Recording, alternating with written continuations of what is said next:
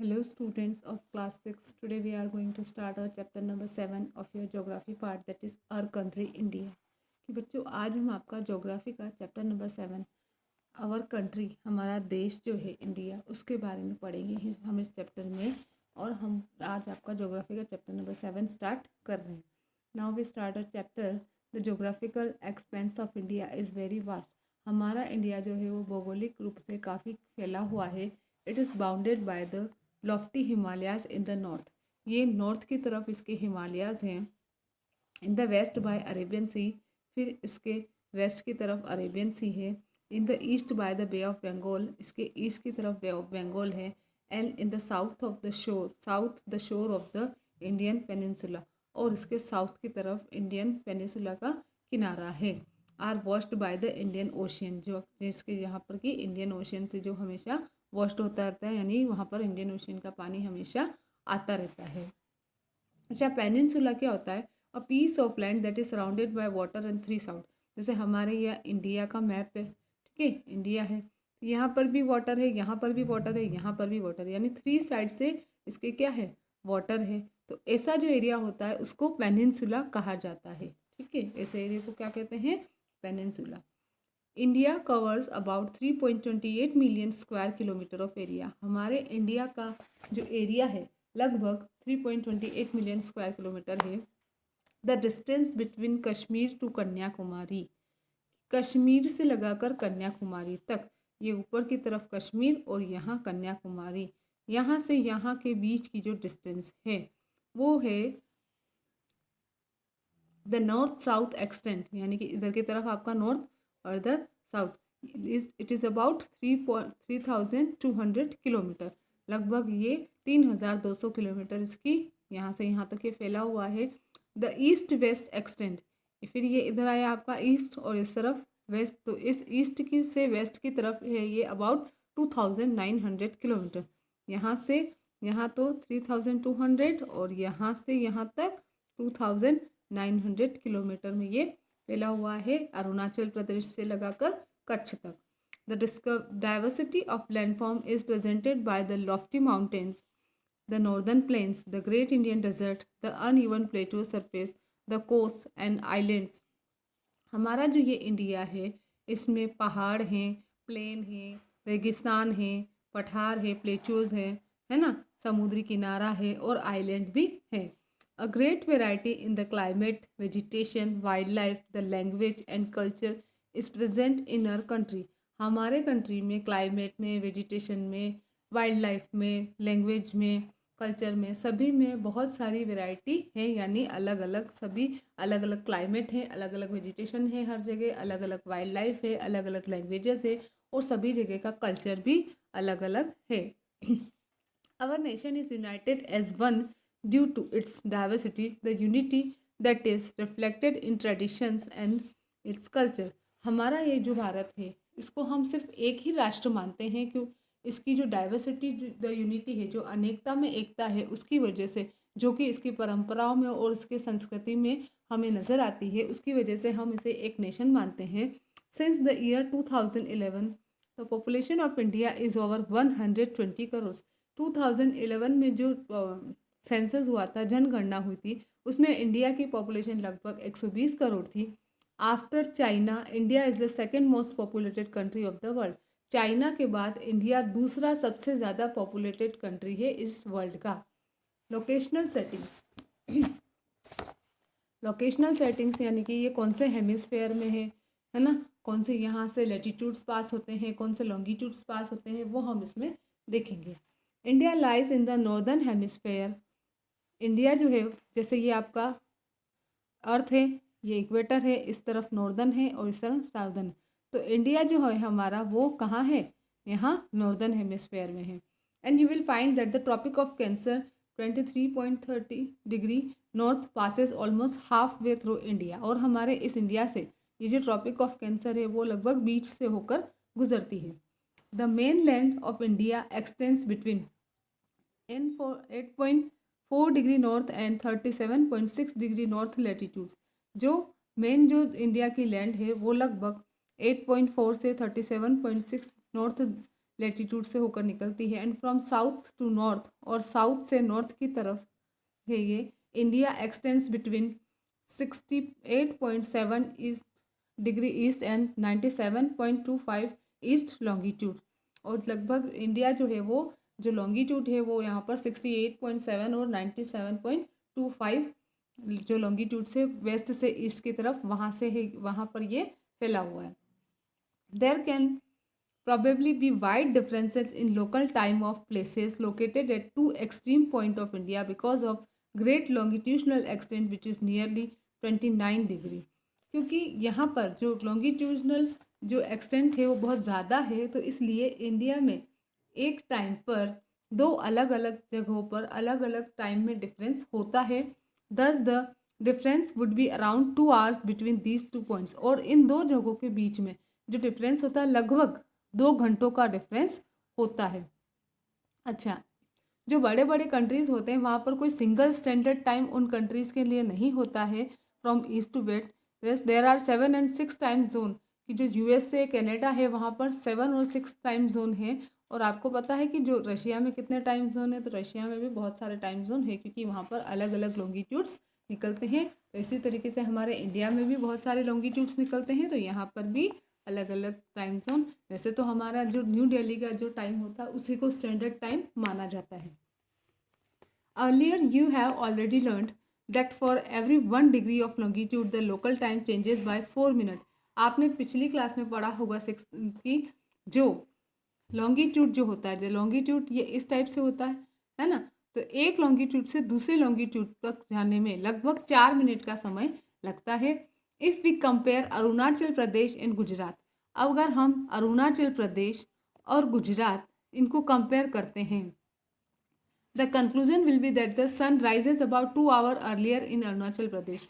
तो इसका निष्कर्ष ये निकलेगा कि यहाँ पर जो सूरज जो उगेगा वो अरुणाचल प्रदेश में लगभग 2 घंटों पहले उगेगा, जबकि गुजरात में वो 2 घंटों बाद में दिखेगा। You have studied before why Indian standard time has been considered same as that of the local time of longitude of 82.30 degree east. कि आपने पहले ये पढ़ा होगा कि जो इंडियन स्टैंडर्ड टाइम है उसे क्यों कंसिडर्ड किया गया है लोकल टाइम 82.30 डिग्री ईस्ट को मानते हुए।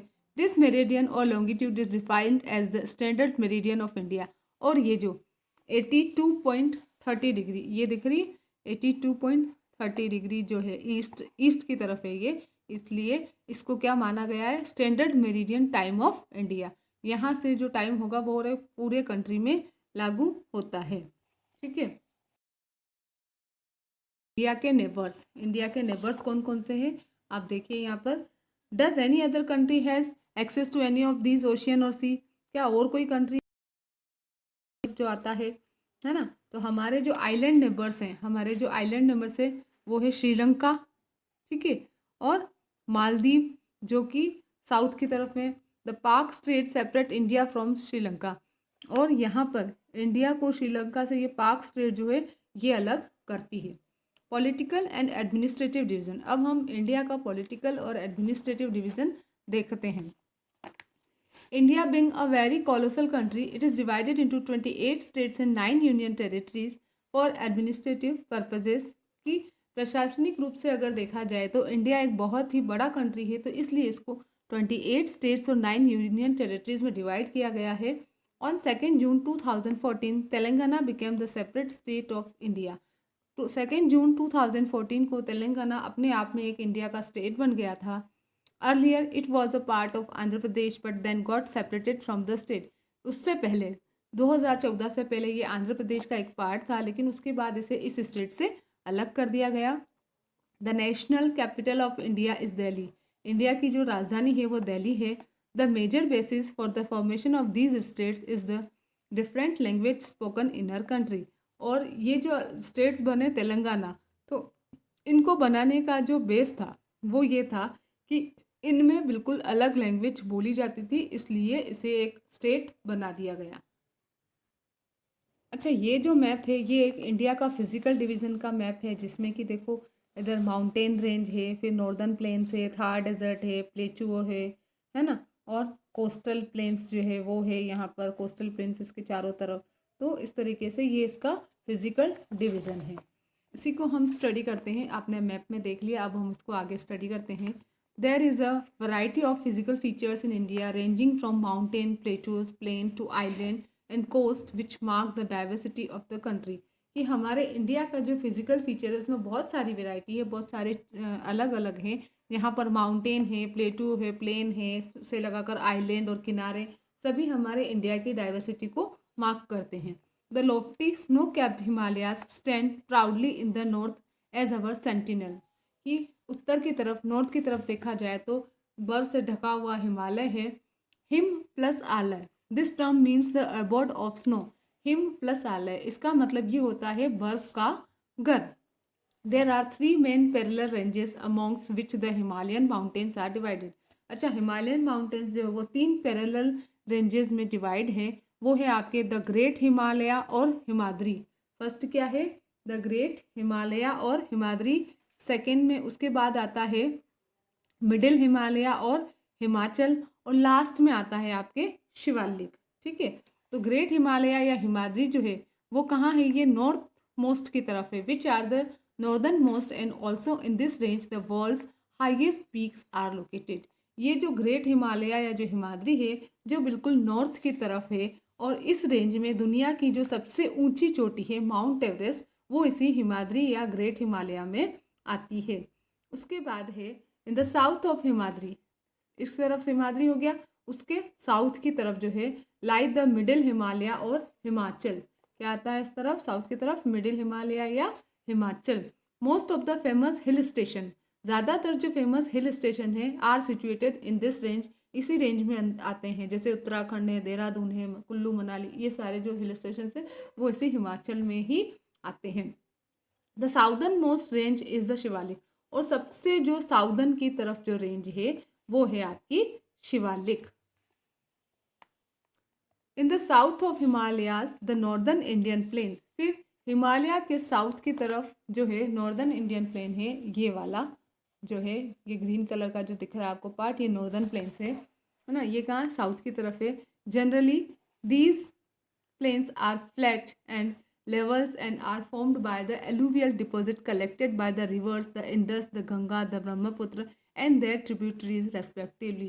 जनरली जो ये जो प्लेन है ये बिल्कुल फ्लैट है, समतल है, और ये एलुवियल मिट्टी से डिपॉजिट से बना हुआ है, जो कि यहाँ पर गंगा, ब्रह्मपुत्र, उनकी सहायक नदियाँ और सिंधु नदी, ये सब इन सभी ने लाके डिपॉजिट किया था।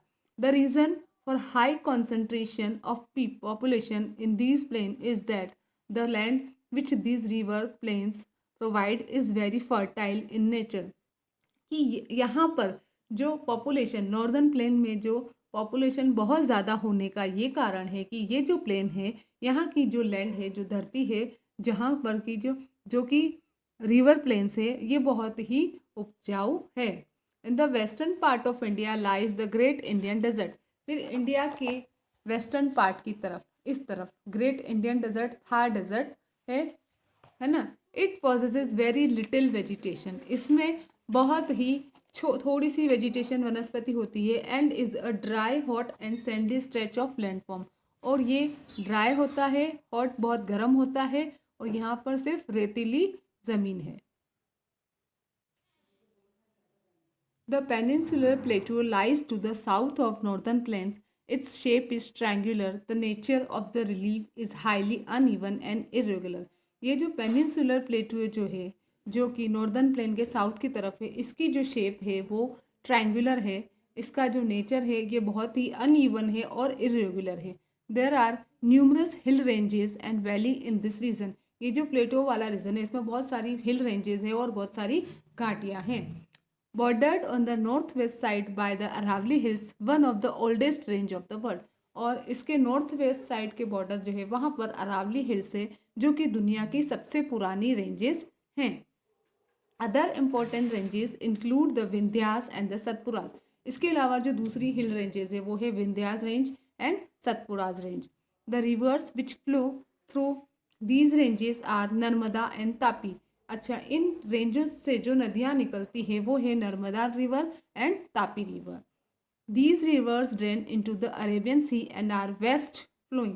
ये जो रिवर है नर्मदा एंड तापी आप यहाँ पर देख सकते हो इसमें कि ये आपकी यहाँ से नर्मदा रिवर है और ये तापी रिवर है साउदर्न प्लेटू से जो निकल रही है, ठीक है, ये वाली। और ये कहाँ जाकर गिर रही है? अरेबियन सी में। कहाँ जा रही है ये? अरेबियन सी में। The eastern boundary is provided by the eastern Ghat. फिर इसकी जो ईस्टर्न जो बाउंड्री है वो ईस्टर्न घाट प्रोवाइड करवाती है, and the western Ghat west की तरफ, और जिसको सह्याद्री बॉर्डर भी कहा जाता है। क्या कहा जाता है? Sahyadri border the plateau in the west. The nature of the eastern Ghat is broken and uneven while the western Ghat are continuous. कि ईस्टर्न घाट जो है वो ब्रोकन है और अनइवन है, जबकि वेस्टर्न घाट जो है, ईस्टर्न घाट ये वाला जो बिल्कुल अनइवन है और ब्रोकन है, बीच बीच में से टूटा हुआ, जबकि जो वेस्टर्न घाट है वो पूरा कंटिन्यूज में है यहाँ तक, ठीक है। Minerals like coal and iron ore are present in evidence in this plateau. और ये जो प्लेटू है साउदर्न प्लेटू, यहाँ पर बहुत सारा आयरन और कोल डिपॉजिट है। The coastal plain lies to the west of the western Ghat and the east of eastern Ghat. और ईस्टर्न घाट के ईस्ट की तरफ और वेस्टर्न घाट के वेस्ट की तरफ जो है कोस्टल प्लेन्स फैले हुए हैं। The eastern coastal plains are quite broad while the western coastal plains are very narrow. जो ईस्टर्न जो घाट है कोस्टल प्लेन वो बहुत ही ब्रॉड है, चौड़ा है, जबकि जो नॉर्थ वेस्ट वाला है वो क्या है? बहुत ही सकड़ा है। East flowing rivers are more in numbers. East की तरफ जो फ्लो होने वाली नदियां हैं वो बहुत ज़्यादा हैं। ये जो रिवर्स है वो the rivers Mahanadi, Godavari, Krishna and Kaveri drain into the bay of Bengal. और फिर ये आपका यहाँ से इस तरफ कृष्णा, कावेरी, गोदावरी है ना, और महानदी ये बे ऑफ बंगाल में गिरती है। Fertile deltas are formed at the mouth by these rivers. अच्छा, इन रिवर्स के माउथ से जो पास में उनके जो पास में है, पास है, वहाँ पर एक उपजाऊ डेल्टा बन जाता है। The Ganga and Brahmaputra flow into the bay of Bengal and forms the Sundarban delta. फिर गंगा ब्रह्मपुत्र जो है इस बे ऑफ बंगाल में गिरती है और यहाँ पर वो क्या बना देती है? सुंदरबन डेल्टा बना देती है। अच्छा, डेंजर वाटर, कि वाटर से खतरा कैसे होता है।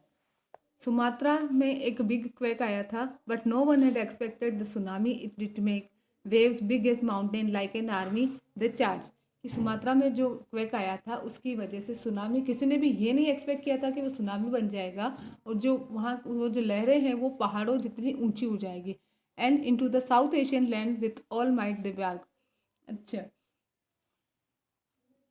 Full with fury they killed people in thousand. इन लहरों से हजारों लोग मर गए थे। And destroyed everything from building to farmland. और खेत से लगाकर बिल्डिंग्स तक सब कुछ खत्म हो गया था। The waves came and went from Sumatra to other places. Wave जो है वो सुमात्रा से आई और दूसरे प्लेसेस की तरफ गई। And left nothing there except empty spaces. और जहाँ जहाँ वो वेव्स गई वहाँ पर खाली जगह के सिवा कुछ भी नहीं बचा। पीपल वर लेफ्ट, उनके पास ना खाना था ना रहने के लिए घर था। Tourist who had come decided they never should. वहाँ पर जो टूरिस्ट आए थे उस टाइम घूमने के लिए, उन्होंने डिसाइड कर लिया वो अब कभी उस जगह वापस नहीं आएंगे। People loss their love near and dear ones. लोगों ने अपने रिश्तेदारों को, अपने परिवार वालों को खो दिया था। Survivors snatched and fought for clothes and buns. और जो लोग बचे थे वो छीना झपटी कर रहे थे कपड़ों के लिए, खानों के लिए। Relief to the affected was being sent out. फिर जो प्रभावित जो लोग थे उनको रिलीफ कैंप में भेजा गया। But now of diseases there was a big bout. अब जो है वहाँ पर बहुत बीमारियाँ फैल गई है। People feared going near the sea. लोग जो है उनको समुद्र के पास जाने से डर लगता है। Could it swell up again giving no time to flee. The fear installed in them may stay by the days but in this darkness of sorrow there's still a happy ray। लेकिन उनमें जो डर जो भर गया है वो अभी तक ख़त्म नहीं हुआ है, लेकिन इसी के साथ कहीं न कहीं एक हैप्पी रे भी होती है। There are two group of island which are also a part of India. अच्छा, दो आइलैंड के ग्रुप है जो कि इंडिया के ही पार्ट है। कौन से? Lakshadweep island, Andaman Nicobar island. In the Arabian sea की तरफ जो है Lakshadweep island are located. These are situated off the coast of Kerala and they are coral island. अच्छा, लक्षद्वीप आइलैंड जो है वो कोरल आइलैंड है। कैसे आइलैंड है वो? कोरल आइलैंड है। At the south east of the Indian land in the bay of Bengal the Andaman and Nicobar island. South east की तरफ, इस तरफ आपके अंडमान निकोबार आइलैंड है, इस तरफ आपके लक्षद्वीप आइलैंड है।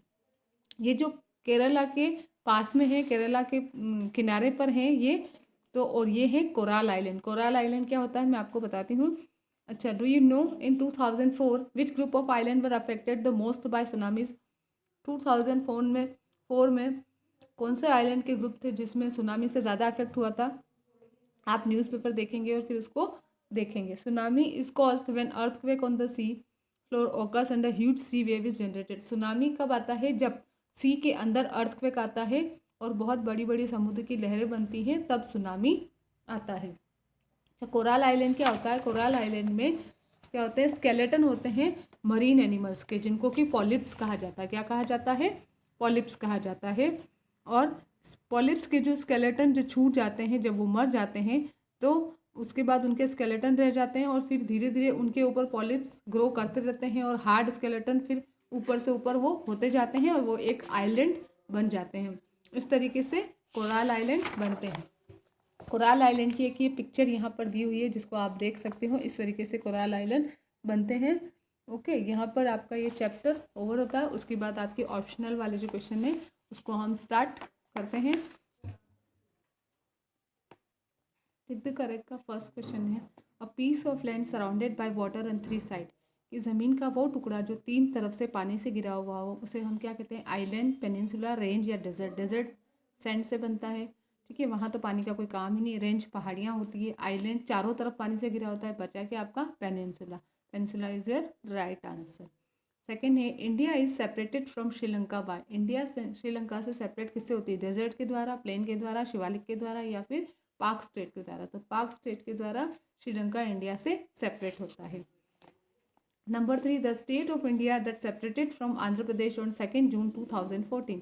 कौन सा इंडिया का स्टेट आंध्र प्रदेश से अलग हुआ था? दिल्ली, बेंगलोर, कर्नाटक, तेलंगाना। कौन सा अलग हुआ था?